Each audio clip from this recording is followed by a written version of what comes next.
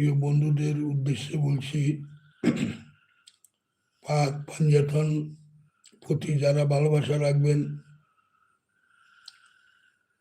আপনারা আখেরাতে মুক্তি লাভ করবেন।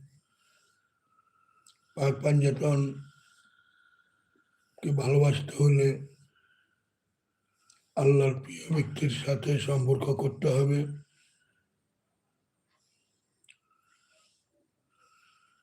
যে সম্পর্ক করলে আখেরাতের মুক্তি মিলবে।